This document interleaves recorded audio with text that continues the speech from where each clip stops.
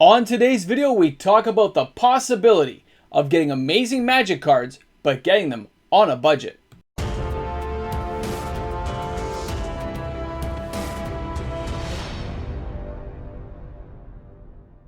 Hi everyone, welcome back. MTG Moxman here. If you're new to my channel, you've somehow found me on YouTube, welcome aboard. I hope you enjoyed the content today. And of course, for all my regular returning viewers, welcome back everyone. I hope you're having a fantastic day, and I look forward to seeing your comments in the comments section below. So when you think of magic cards, when you think of the really amazing magic cards you've ever played with, when you think of the most powerful cards you can think of, your mind will probably go to me being psychic saying, Power of 9. You're going to Black Lotus, Time Twister, Time Walk, right? Ancestral Recall, the 5 Moxes, right? Maybe a Time Vault, maybe even Library of Alexandria, whatever it may be. But let's face it, with those magic cards, we are talking very big ticket items. Very expensive. Very amazing, but very expensive. When Wizards of the Coast created the reserve list, they quickly realized that there was card mechanics they wanted to keep using, but since the reserve list said they couldn't make functional reprints, they had an issue. So they came up with other ways of reprinting card mechanics within the game. Of course, when those cards got reprinted, they were usually at a much lesser cost. So I thought we'd go over some of those options for you today. Let's get to it. All right, card number 1 is going to be the amazing Copy Artifact. Now, Copy Artifact is 1 blue, 1 other, revised card that is reserve list. You can see it's $90. The card below it is Mirror Made. That costs 2 blue, 1 other, but it's only $2.30. Copy Artifact, the above one, the revised, when it comes into play, you may copy any one artifact in play. Okay? Amazing card. Very versatile, very usable, and at 1 blue, 1 other, fast to use. Mirror Made does cost 2 blue, but it also states it can copy enchantments, which gives a little more option when it comes into play. But the price difference is the real point, right? For that price difference, are you willing to suck up that extra 1 mana to have some fun and magic? That's what you have to ask yourself, because that card is definitely on a budget when you compare it to a revised copy of Copy Artifact. Now, card number 2. Card number 2 is Ali from Ciro. Ali from Ciro is $850.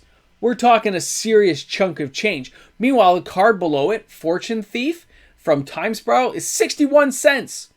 Ali from Ciro, Arabian Nights' very first expansion. It is reserve list, and it says, when Ali is in play, damage that would bring you to below 1 life brings you to 1 life instead. So if you take 1,000 damage, you're still at 1. Take 1,000,000 damage, you're still at 1 because Ali from Ciro is in play, which is amazing. Fortune Thief has the option of morphing when it comes into play, but other than that, it's the exact same as Ali from Ciro other than the casting cost.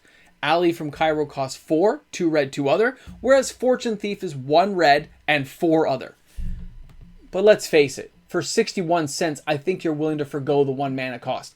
And as the morph is on the card, you can get that little throw-up blocker when you need it too. It's an amazing card. Very versatile, but 61 cents versus 850. You decide. Card number 3. Card number 3 is Candelabra of Tanos.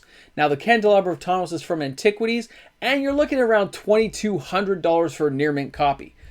It says that you can tap X lands to untap X separate lands. So that's an amazing card depending on what you're trying to untap. You want to untap your Library of Alexandria, want to untap your Soldevi Excavations, or any other amazing land in play that can tap for multiple mana. Candelabra is the card to make you have, and it's amazing. When you look at Magnus of the Candelabra, which costs $1.15 on average, it's from Time Spiral, and let's face it, it costs 1 to get out, and it does the exact same effect. The difference being $2,200. Think about that. It's still a creature, it's still a blocker, whereas the Candelabra of Tanos is just an artifact. In some cases, some of these cards can almost seem like an improvement, depending on the deck you're playing it in. Card number 4. Card number 4, Mirror Universe from Legends. An amazing card that lets you switch life totals during your upkeep. So I could be at 20, they could be at 1, I could switch it, they go to 1, I go to 20, I lightning bolt them, they die. A lot of fun! But $450 is a pretty penny to have. So if you want to save on some money, you can easily put that in with a Magnus of the Mirror for 49 cents. 49 cents. Yes, it's a creature, so you have some attack power too if you want. It does cost 6, just like the Mirror Universe, but it's 49 cents. Come on. Give it a shot, right? At these prices, who can say no? Card number 5. Card number 5 is Moat, another amazing Legends card, but closing in on $2,000. For those of you who don't have $2,000 sitting in your pocket, I present to you Magus of the Moat. Now, Magus of the Moat only costs $5. He is a creature that has the exact same casting cost as Moat the Enchantment, but let's face it, creatures without flying can't attack you. It's creatures without flying can't attack you. It's the exact same game mechanic effect on a creature of a 0/3. You don't care. Creature without flying can't attack, and that's what you need to have in your game card. The only difference being $1,894. Just think about that. You can save a pretty penny. And of course, some of these cards can be in foil. If you want a little bit special, go for the foil versions. They are a little more expensive, $15-20, but they look so much cooler because old school foiling holds up. Card number 6. Now, I understand as well as I'm reading these cards to everyone that there are other options, especially Wheel of Fortune has many other cards that do the wheel effect. But I'm just showing an example here to let you know that there are possibilities. Wheel of Fortune Revised Edition is $410. Let's just say $400. But Magus of the Wheel, same casting cost as Wheel, but it's a 3/3 creature and it has a game effect, so it lets you wheel the next turn. But it's $125. That's $1. We're talking $400 difference plus. Or sometimes people want to double up. Have both of them in your deck and have a real blast. I'm just saying the affordability factor really comes into play sometimes when you just want to try game mechanic out and see if you can make it work within a deck. These are lots of cheap, affordable options for reserve list alternatives. Guys, card number 7. Library of Alexandria. Again, Arabian Nights, an amazing card. Guys, you can't say enough about it. It taps for colorless, no drawbacks. If you have exactly 7 cards in your hand, you can draw an additional card. So much abuse can happen. But it's $7,999 for a near mint copy. I get it. It's expensive. But if you want a cheap alternative from Planar Chaos, you can just go ahead and get Magus of the Library for 50 cents. It's 2 green, yes, but it does tap for 1 colorless mana if you need it. And if you have exactly 7 cards, you still get to draw a card. So the game mechanic is the same. Now, you could also use the Biblioplex from Strixhaven. You could add combinations of cards in here to help you draw. You don't need to need 1. If you have 1 of these or 2 of these or 4 of these, using other combinations of cheap cards can give you a smoother game effect depending on the deck you're trying to build. Our next card is Library of Alexandria, an Arabian Nights card that is reserve list. With that pricey price tag of almost $8,000, I mean, it is an amazing card. And it's very old, very rare. When you see it taps for 1 mana to your mana pool, colorless, but still 1 mana. But if you have exactly 7 cards, you can tap it and draw an additional card. There are lots of ways of abusing that, especially with cards like the Candelabra of Tanos. Now, the Magnus of the Library is a creature card, 2 green, 1/1, great. But it does tap for mana, colorless, just like the Library. And if you have exactly 7 cards, you can tap it to draw an additional card. The real difference is the Library of Alexandria is almost $8,000, and the Magus of the Library is 50 cents. So 50 cents, so we're talking literally the entire price of the library is moot. Because when the price is that small, spend $2, buy 4, call it a day. It's Magus of the Library. Put it in a deck and have some fun. Especially with green, which likes to draw cards. So amazing. Now, our next card is going to be the Tabernacle at Pendrell Vale. Another amazing card, and this one's from Legends. $6,000 though is a very pretty price tag to have, I understand. But it gives all creatures an upkeep cost of 1. So it's great for anti-creature decks. But if you can't afford a high price tag like that, you might want to go with the Magus of the Tabernacle. Planar Chaos card, 2/6 for 4. It does cost a little bit to get out, but all creatures have an upkeep cost of 1, and it only costs you $1.43.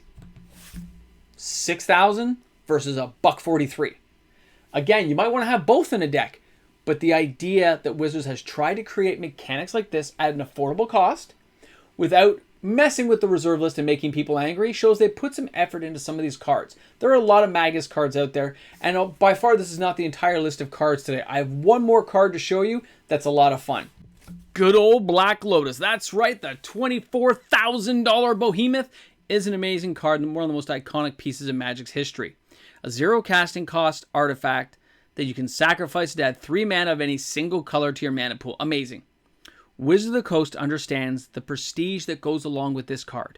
They understand how amazing this card is, and they've tried various ways of copying this card for the player base. Commander Legends, they came out with Jeweled Lotus, but it can only be used for your commander's casting cost and nowhere else. So it's not an exact card you may want for every format or possibility, but it's very affordable at $80 for those of you who do play Commander. Now, if you're not into that one, if that card doesn't float your boat, Wizards has tried other things. They've also given us Lotus Bloom. Lotus Bloom, of course, has a suspend counter. So in a few turns, you get to have the card for basically free. It does tap for the 3 mana, which is great, and it's still sacrificed. Exact same card. It's only $6 though. It's very affordable, and again, I think it was originally from Time Spiral. It's around. Now, if that is not good enough for you, go to Tempest, get a Lotus Petal. It only taps for 1, but it does cost 0. It gives you 1 color of any mana, and it can be used right away.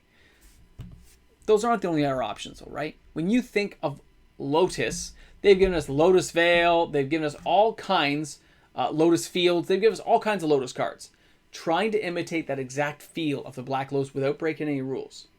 They will keep messing with this until they get a good feel for it, or until they have enough different types of reprints they can bring them up in specialty sets. That's what Wizards does. But in our case, as players on a budget, people who want to have some of these cards without breaking the bank, I think we've seen some great options here today. And guess what? If you enjoyed this video, let me know in the comment section below. I have other videos I could line up showing more cheap alternatives for players. You guys let me know. Have a great day today. This is MTG Moxman. I look forward to seeing you guys on the live streams on Sunday, 6:30 Eastern Standard Time. Have a great one. Here we are again today, showing the proper respect for all the amazing patrons who make this channel possible. Thank you again, everyone. Your support is greatly appreciated. Have an awesome day. Guys, patrons make the world go round.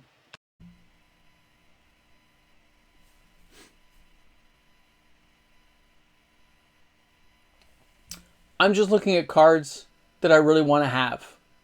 Right now, just salivating a bit, taking a look at a Mox Diamond. It's going to be mine soon.